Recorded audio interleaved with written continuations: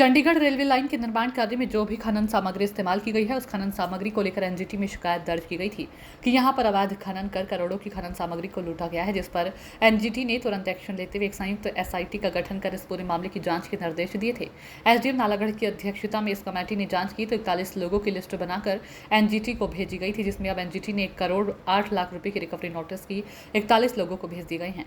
लेकिन अब उन 41 लोगों ने एनजीटी कमेटी पर सवाल उठाए हैं कि जिन व्यक्तियों ने अवैध खनन कर करोड़ों रुपए कमाए, उनका तो उस लिस्ट में नाम ही नहीं था, बल्कि उन लोगों के नाम पर रिकवरी नोटिस निकलवाए गए हैं जिन लोगों ने इस रेलवे लाइन को कोई खनन सामग्री ही नहीं बची है।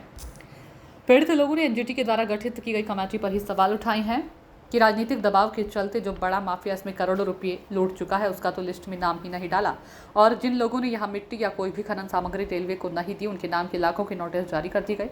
पीड़ितों ने सरकार और प्रशासन से एक बार फिर पूरी जांच करने की गुहार लगाई है, ताकि उस व्यक्ति के चेहरे से भी नकाब हट सके जिसने करोड़ों रुपये लूटने के बाद भी राजनीतिक दबाव के चलते अपना नाम लिस्ट से निकलवाया है।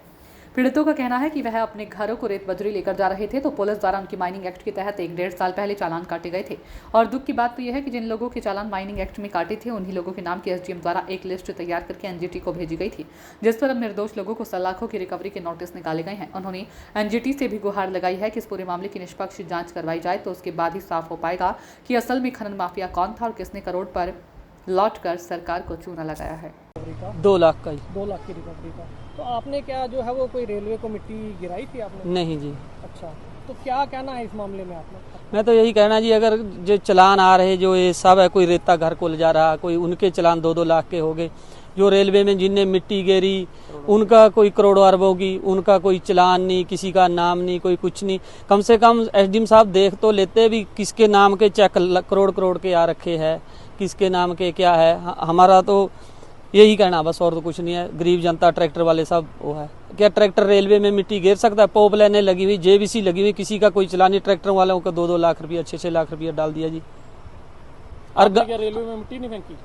हम क्यों फेंके? ट्रैक्टर से कहाँ जी रेलवे में मिट्टी फेंकोगी? और ग्रामीण भी बोल सकते हैं, यहाँ एसडीएम साहब आए, अगर डीसी आए, भी किसने मिट्टी उठाई है? 4 गांव इकट्ठे करके भी बोल सकते हैं, अभी किसने मिट्टी चकी और कौन चकने वाला? मौके के अगवा पूरा गांव, 4 गांव है, एक नहीं 4 गांव है जी।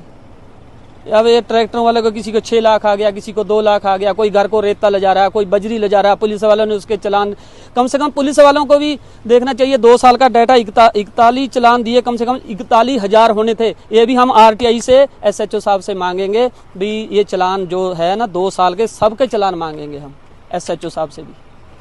हम आगे कितने मैनिंग से भी मांगेंगे जी। सिंगल कंस्ट्रक्शन में कितने ये हमारे चलान, किसी का घर को रेता ले जा रहा है, किसी को कोई बजरी ले जा रहा है क्रेशर से, उनके चलान हो रखे हैं जी 2-2 लाख के। और ये सब मिली भगत में ट्रैक्टरों वालों का दे रखा है, किसी का नाम, किसी का कुछ। मेन सरगना को किसी ने कुछ नहीं पूछा। कौन है जी मेन सरगना? हाँ, वो किसी को क्या नाम बता सकते, किसी का नहीं जी। सब हम नाम किसी का नहीं लेंगे जी। हम तो ट्रैक्टर वाले यही दुआ करते हैं भाई, हमारे को न्याय मिलना चाहिए। नाम लेना चाहिए। देखो जी, 15 लाख का आया है प्रशासन की तरफ से चलान।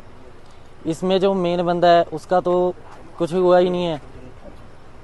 मैं यही चाहता हूँ एसडीएम साहब से कि ये आप सिंगला कंस्ट्रक्शन से एंट्रियाँ निकलवाए जिसके खाते में पेमेंट हुई है। ट्रैक्टर वाले हैं जी हम, तो हमारे खाते में एंट्री है ही नहीं कोई। यही कहना है कि रेलवे सिंगला कंस्ट्रक्शन से एंट्रियाँ निकलवाई जाएँ, किसके खाते में पेमेंट गई है मिट्टी की।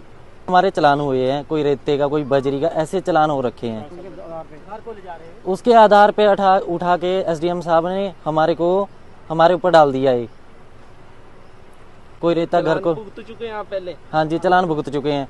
ये चलान हुए कब के हैं आपके? ये पिछले साल के है जी चलान। 2 साल का, कोई 1.5 का, 2 साल का, कोई 4 साल का चलान ऐसे उठा रखे हैं जी उन्होंने। ये मेन तो हुआ ही नहीं। उन्होंने क्या किया, माइनिंग वालों से उठा लिया चलान का डाटा, और पुलिस से, एसएचओ साहब से।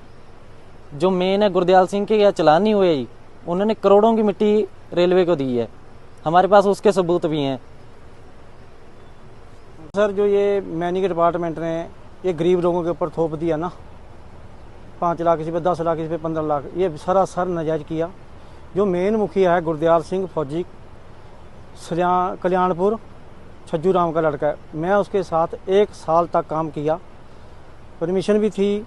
परमिशन का जो रॉयल्टी भरी हुई है वो क्रेशर वालों ने भरी हुई है। माल गिरा है रेलवे में। मेरी 25,000 रुपया सैलरी थी, मैंने 1 साल काम किया। जब वो गलत काम लगा करने, मैंने छोड़ दिया। सारा जितना भी खनन किया हुआ है गुरदयाल सिंह फौजी ने किया हुआ है, उसका तो नाम ही नहीं आ रहा। जो इसके एविडेंस हैं, प्रूफ है, वो हमारे पास पड़े हैं। मैं तो इतना ही कहना चाहता हूँ एसडीएम सर से कि इन गरीब पब्लिक को ही बददुआ मत लेना, इन गरीब पब्लिक को मत मारना। जो मेन सरगना है वो तो छूट गया, उसका तो नाम ही नहीं इसमें है। ये 4 महीने के बीच में शुरुआत में 1,43,00,000 रुपए की माल गिरा गुरदयाल ने इसके पास।